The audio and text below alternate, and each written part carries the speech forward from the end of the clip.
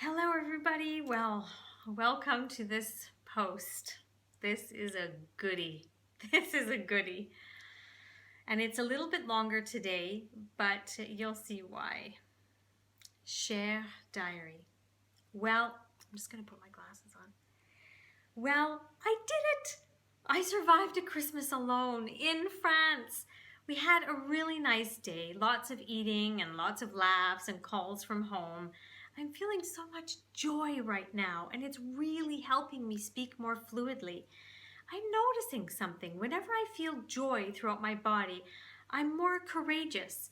I'm more courageous to speak with people, to ask for the car, just to experience life more fully.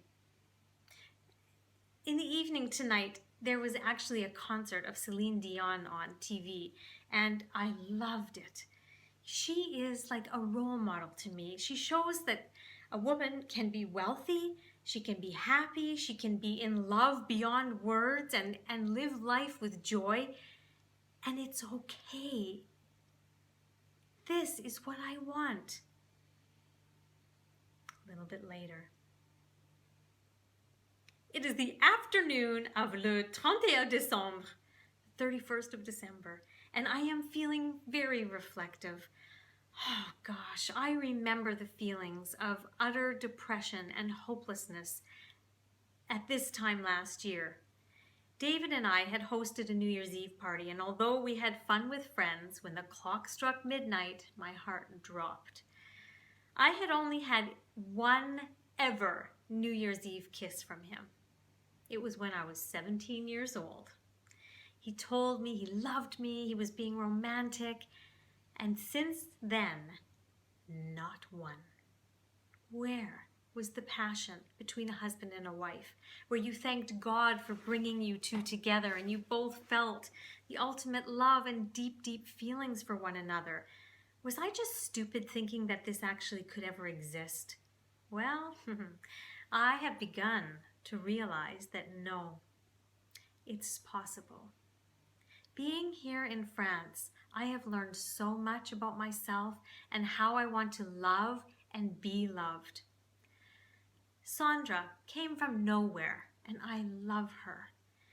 Guy came from nowhere, and I love him. He has shown me by example how to be comfortable in one's own skin, how to have compassion for others on a whole new level.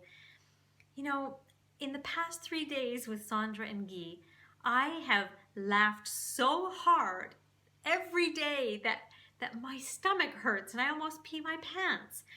All three of us are looking for the exact same kind of love and will not settle ever again for something less. We all love music, we love laughing and art and spirituality and food. I feel like the luckiest person. Yet I have some sadness inside of me because I miss being in love. I have so much love that's built up inside of me right now, and I just want to hug and kiss Guy to let it out. Yet I'm so scared of losing my independence or becoming so lost in love that I don't continue to follow my dreams. I keep telling myself, for God's sake, Erin, live for today. But my insides buck this. I always want to live in the future, and I know this is wrong. It negates the happiness that I'm feeling right now. I'm definitely going to work on this. Here's to a new year and an even better life. What's going to happen in 1998? I'm not even going to try to guess. Cher diary. Oh man, I have got to get my weight under control. I have fallen off the wagon again from emotional eating and gained even more weight. I tried on my black dress and could barely do it up. I started laughing instead of crying, which is interesting for me. Could it have shrunk accidentally, I wondered? And then I tried on my other black pants and I could barely do them up. So no, it's me and my butt. Okay, less fat, more activity. I'm going to walk more. I'm going to get to sleep at a good hour so I can have energy to work out. It's my birthday soon and I really want to feel good on the day. Cher diary. It's my birthday! Oh gosh. Guy and Sandra planned an incredible dinner and party for me. I am so lucky to have them in my life. I have two best friends here in France, and we only speak French. Am I dreaming? Is this actually my life? They chipped in and gave me a new bottle of my signature perfume, Beautiful. We drank a lot of champagne, and at one point, somehow, we got into a tickling fight on the sofa. Actually, Guy was really focusing on me. I am sensing that he feels something for me. And if I'm completely honest, I feel an attraction for him too. But I would never ever want to do something to ruin our friendship. It's too special to do that. I would never want to hurt him. I think it's just the fact that we have so much in common, and he's never had friends like us either, so he's loving the feeling of joy when he's with us. Gosh, every weekend we go to different forests and beaches to walk around and explore. We always end up doing yoga or meditation in the forest, which is peaceful beyond words. And just the other day, we had a traditional French picnic with cold quiche and salads, and we later played frisbee. Oh, plus, he always seems to know what I need when I'm thinking I need something. How bizarre is this? For example, yesterday I thought, I wonder if Guy is going to remember that I like flowers and that I really feel like eating a fruit pie. He brought both to my birthday party. And 2 days before that, I was telling Jean Doe and Mile that I would really like to find a bottle of maple syrup so that I could make Canadian pancakes for them. And who shows up later that night with a little something for me? Guy, with a bottle of a maple syrup. I mean, does this guy have me bugged? How does he know me so well? How is he knowing what I'm thinking at the very moment I'm thinking it? I will feel like I should call him, and I go to the phone and ring, ring, it's Guy calling me. I mean, we finished my birthday by watching a movie called Forget Paris. We all loved it. What an incredible and memorable 26th birthday. Cher diary. I woke up today and realized I forgot to take the movie back to the video store, so I called Guy. He told me he'd come pick me up and we could take it back together. I was a bit nervous to be with him alone. I felt a bit shy without Sandra being there. He and I had never been alone together. And whenever we give each other the 4 bisous on the cheek, there's an electricity that goes on between us. I don't know what to make of this. I mean, I love his spirituality, his views on life, his humor, his kindness, how he cooks, his beautiful eyes, his love of music, especially when he plays that one song on the pan flutes. But there is something not quite all there for me. As we walked around the video store and later an organic food store, I could feel the energetic tension between us.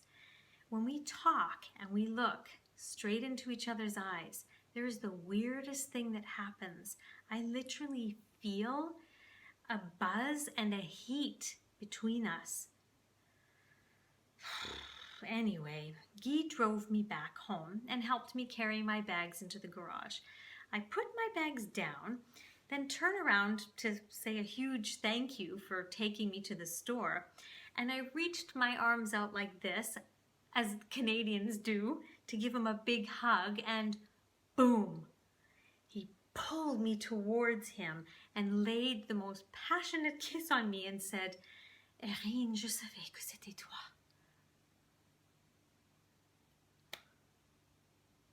I'm going to stop there. Oh my goodness. Okay, there was a lot here. But I'm going to make the commentary very brief because there's one strong point that I want to get across from you. Remember in the other videos how I said if I can just teach you one thing, let it be this, to surrender? Well, I'm going to add upon that and say if I can just teach you one more thing, one of the most important things you can do in your life is to continuously move towards joy. Because as you can see, I was vibrating with joy. And so was Guy, and so was Sandra, and the beautiful things that was transpiring because of this. The synchronicities with Guy knowing what I wanted and what I needed. I mean, he said the same thing for me afterwards, but of course, I don't know what he was thinking, so I don't know. But we were constantly knowing what each other needed when they needed it. I mean, Sandra would feel depressed and I would show up at her house and say, I just thought you really needed me today. And she's like, oh my God, I totally do. So we were moving towards joy always. I was making choices and decisions based on joy. It was giving me more courage to ask for certain things, to do certain things, to enjoy my life differently than I would have before. And that is what the definition of an elegant woman is. She feels and exudes joy and inner peace. And because of that, she is consistently in elegant flow. And when she doesn't feel joy, she knows automatically she is out of elegant flow. So this is like your guidance system. When you feel joy, you're in elegant flow. And what happens in elegant flow? Miracles, synchronicities, opportunities, the right people, little gifts, happiness, all of these kind of things. When you come out of it, you will know things start going wrong. People will start irritating you. You will lose your patience. You'll get another bill in the mail. Like all these kind of things will happen. So the biggest thing I want you to focus on today is just sense how you can feel yourself in joy and out of joy, and the kind of things that happen when you're out in joy, and what kind of things happen when maybe you come out of joy. And yes, can you put yourself back in joy? Absolutely. We'll get to all of that in another video. If any of you want to check out the art of living elegantly, that is something that is in the Elegant Life shop, and you can go on the website www.theelegantlife.com/shop.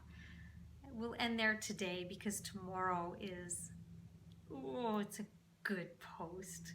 Can't wait to share it with you. See you tomorrow.